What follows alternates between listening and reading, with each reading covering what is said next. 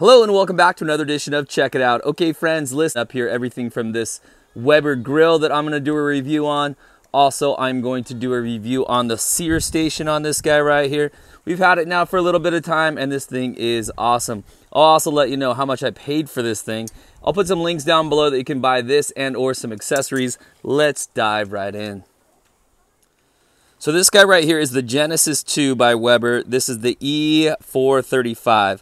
Basically, all those different numbers mean that how many burners it has, and also if it's sort of the regular edition, if you will, which this guy is here. Actually, I should say the mid edition because it does have these drawers down below. I really like that, so we could kind of hide things down in here. There's the cover, the box for it. You can kind of put a few things down in here, and then up here, that's where it's going to catch the grease right there. But we can stow away some of the cleaning tools. That makes more sense for us, especially if you have any pets. Or little kiddos that might be getting into there, so that's pretty nice to do too.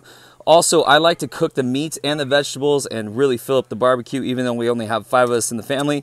So I went ahead and got the larger size grill. Figured you can't go wrong going a little bigger, but I might regret going smaller. So let's take a look. Boy, this thing is really nice, by the way. This is a little vegetable basket. You can put your items in here. And I've got some onions going on in here. This thing works really beautifully well. And then I'm gonna put some bell peppers, and I got some mushrooms, everything marinating up. That's gonna be awesome. Here's the Sear Station. I've got it on high, and I got it all the way up to 500 degrees with all the burners on high, and then turn these guys down to medium, which is exactly what the instructions say to do. Got a couple thinner New York style steaks, so I'm gonna sear these guys right now. So we'll put it right in the middle of those burners. And we'll get our second guy over here, just about like that. Now it says, and we'll close that lid of course, then the directions say to give it somewhere between 1 and 4 minutes. So on these guys right here, they're kind of a medium-sized steak. And I think I'm probably gonna, and you can see right here, we dropped a little bit of temperature, but that's just because the lid was open. It was actually a little bit higher than 500. So I think I'm gonna check them at about 2 minutes, maybe a little bit under, and we'll take a look. So while I do feel like I know what I'm doing barbecue-wise, this is the Sear Station, which I'm not really used to. So here's some of the instructions on it right here. And basically they say all the burners up to 500, and then the adjacent burners. So basically, here's the Sear Station. The adjacent ones you also leave on high, and then you can turn down these two guys here once it reaches the 500. So everything on high until you hit 500. And then turn these guys down. So I put them down to like a medium. I'll probably turn them down another notch down below. And it's been about a minute and a half right now, so I'm probably gonna check this guy in just a second, see if we've seared that first side, and then we'll flip it over and check out our second side. All right, let's take a look. Whew, now this guy is hot. Let's take a look at this first one up here.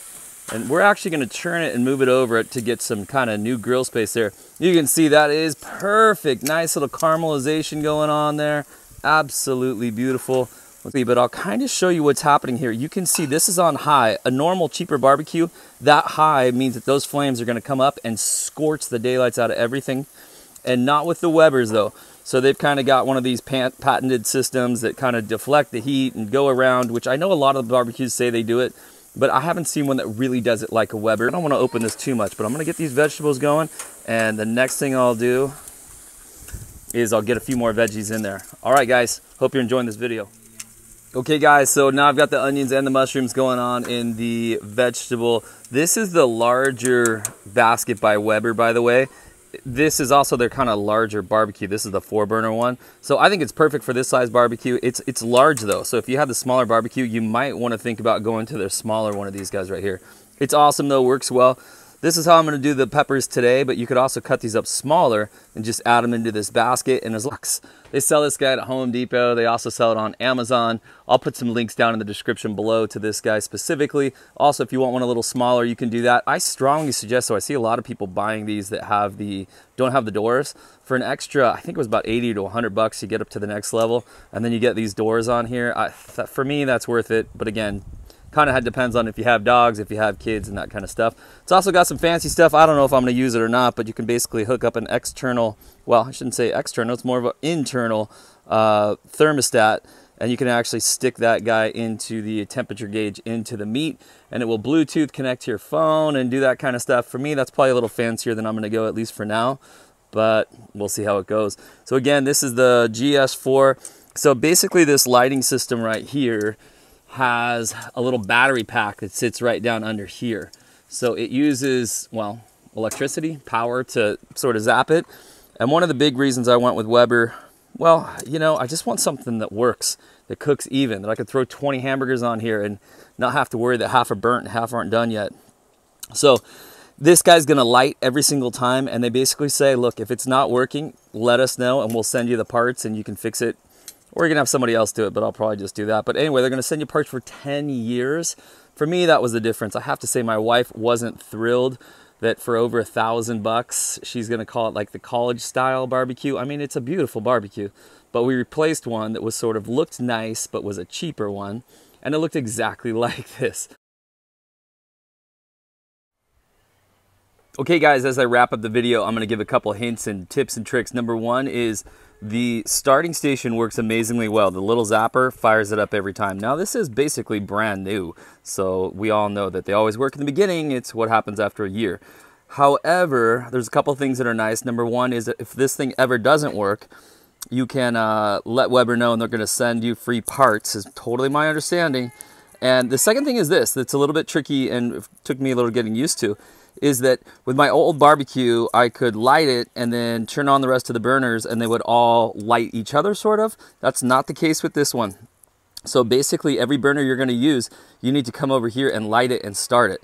So you're supposed to start it with the grill open, and then every time you're gonna turn one on, you have to go over here and use the zapper to turn on that individual burner. So that's something to keep in mind. Also, this does have this guy over here. Honestly, if they would have made it without it, I probably would have gotten it without it. You can take a look. I'm never gonna do anything with that. I think it looks cool. I think it's really fun. Am I actually gonna use it? Probably not. But anyway, guys, I hope you enjoyed this video. Do me a favor, get a thumbs up. If you're not a subscriber yet, hey, please subscribe. I'm gonna make a handful of these videos in this style. And if you have any questions, put them down below. I'll definitely read them and answer them if I can. We'll see you next time. Bye for now.